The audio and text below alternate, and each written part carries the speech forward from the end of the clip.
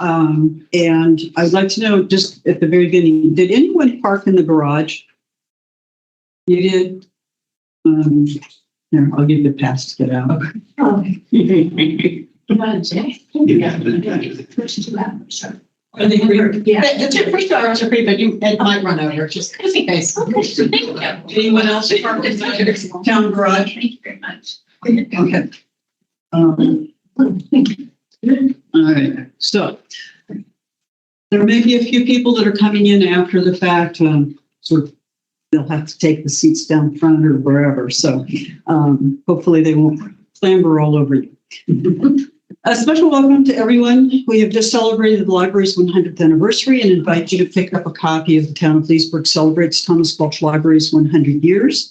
Copies of the current Balch column listing programs, classes, and exhibits are available on the table in the back of the room, along with other informative literature about the library. Events are posted on our website and on social media.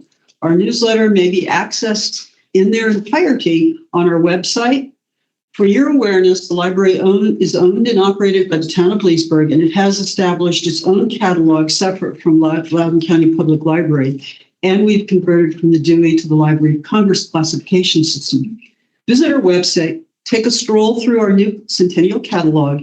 It provides access to information on all of our holdings, regardless of the media, so manuscripts will be listed in there, maps, everything, which previously they were not.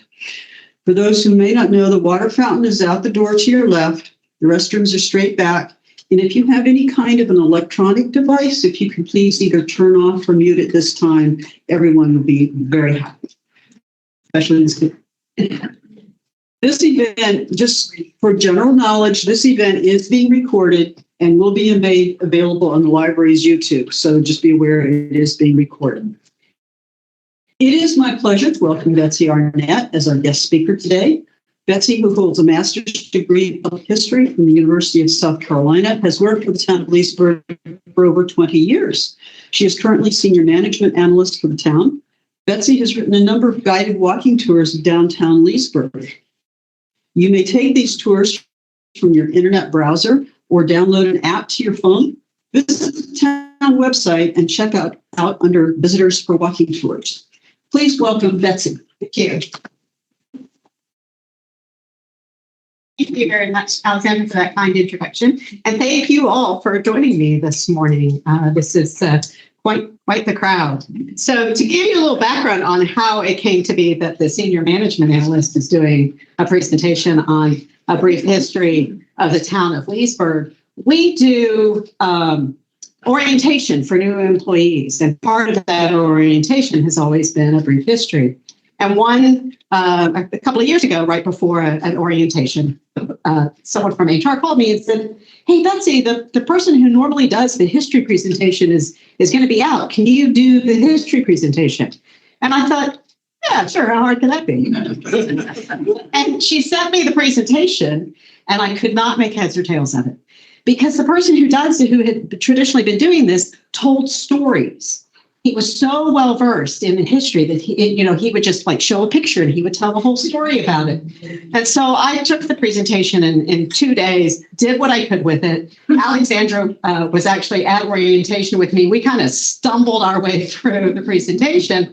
And afterwards, Alexandra and I talked and I said, we really need to have a presentation that someone with notes that someone could pick up pretty easily and do. And so I started working on this, and then she got a call from Spring Arbor, the assisted living facility, wanting someone to come do a program for their residents. And so she called me and said, "Hey, would you like to debut your new history?" And so I did. And so I gave that last year.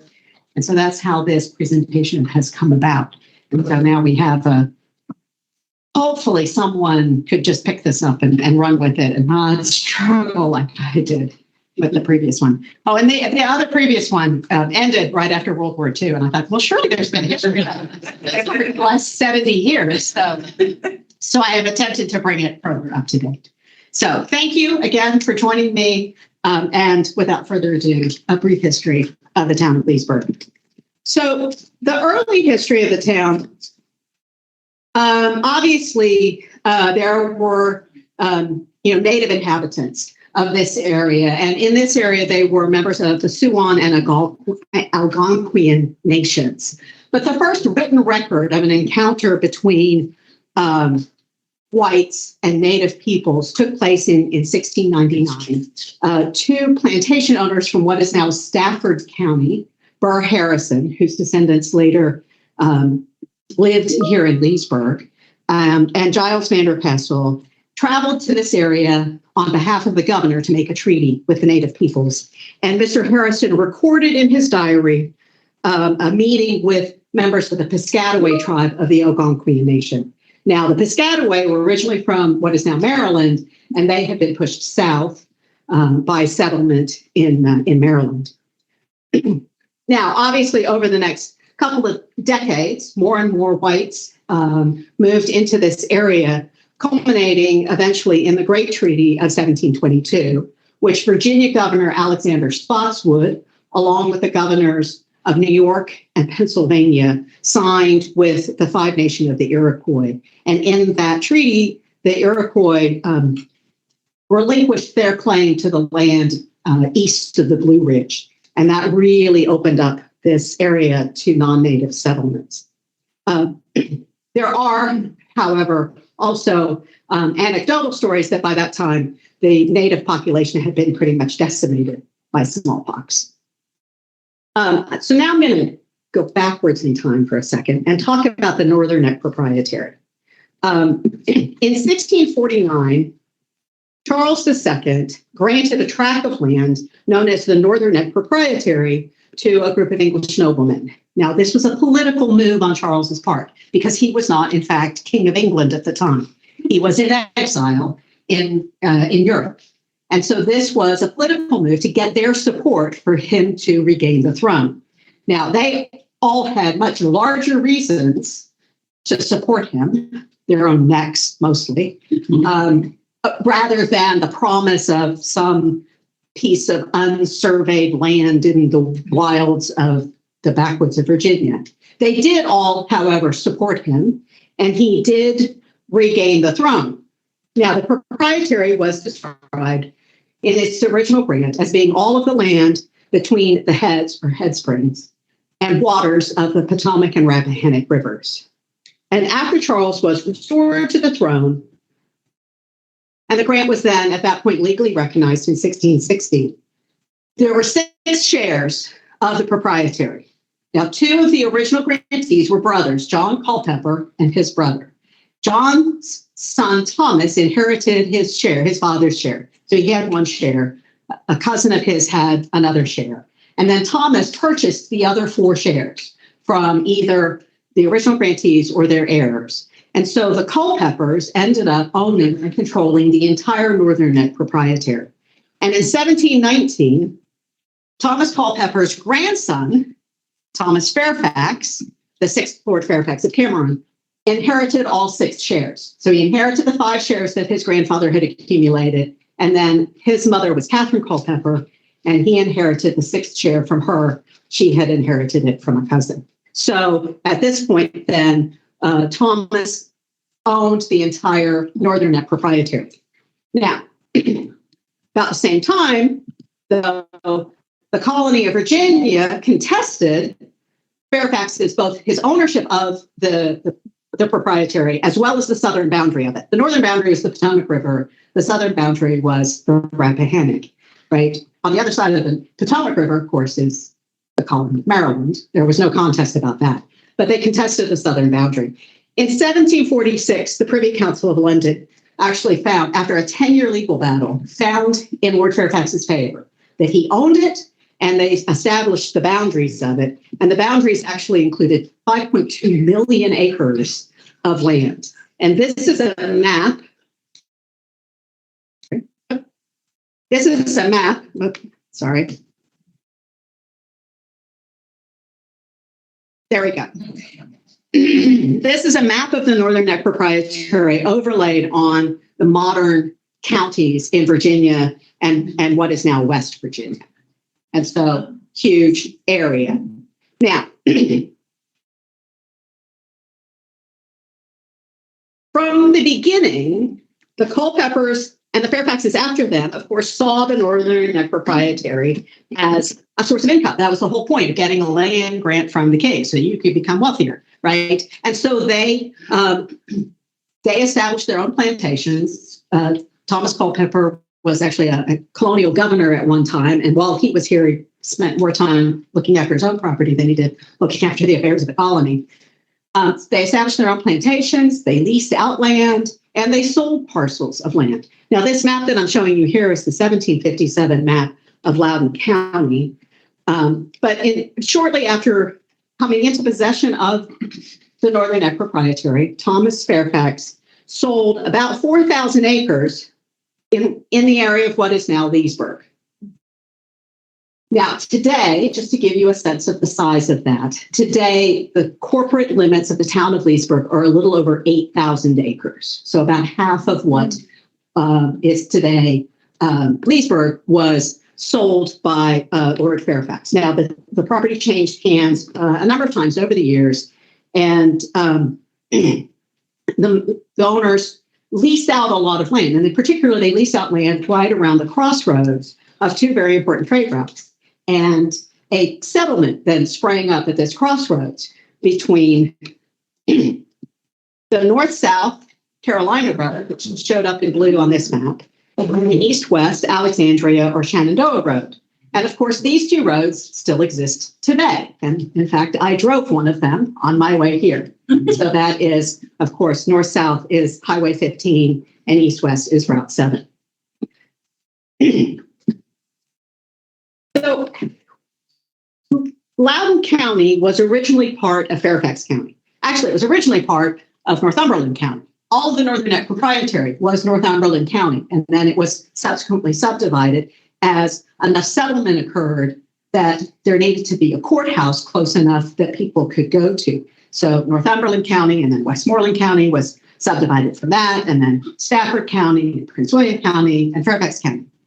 So by 1757, enough settlement had occurred in this area that the Virginia House of Burgesses decided that they needed to subdivide this from Fairfax County and establish a new courthouse. Now, one of the men who leased land from the owner, John Carlisle, was a man named Nicholas Minor. He owned a tavern in the Crossroads settlement, and he purchased from John Carlisle 326 acres of land, and he paid a surveyor named John Huff to plat 60 of those acres into a town of 70 lots. And this is the map. This is the Huff plan of Leesburg. I'm going to show you a blow up of that and an enlargement of that in a second. But Minor did a delay in this. Minor named his new town Georgetown in honor of King George II, who was then the reigning monarch. The House of Burgesses did, in fact, select Minor's town as the new seat for Loudoun County, but they renamed it Leesburg in honor of the Lee family. Thomas Lee was the patriarch of the Lee family. He had passed in 1750. Two of his sons, Richard Henry Lee and Francis Lightfoot Lee, were both named as trustees, along with Nicholas Minor, of the new town. And Richard Henry and Francis Lightfoot went on to be signers of the Declaration of Independence, the only brothers to sign the Declaration. Now, in case you're ever asked, as I was literally asked not more than 2 weeks ago, so is Leesburg named for Robert E. Lee? The answer is no. We were founded in 1758. Robert E. Lee didn't become famous as the commander-in-chief of the Confederate forces until the 1860s, over 100 years later. Thomas Lee is, however, an ancestor of Robert E. Lee's. So this is a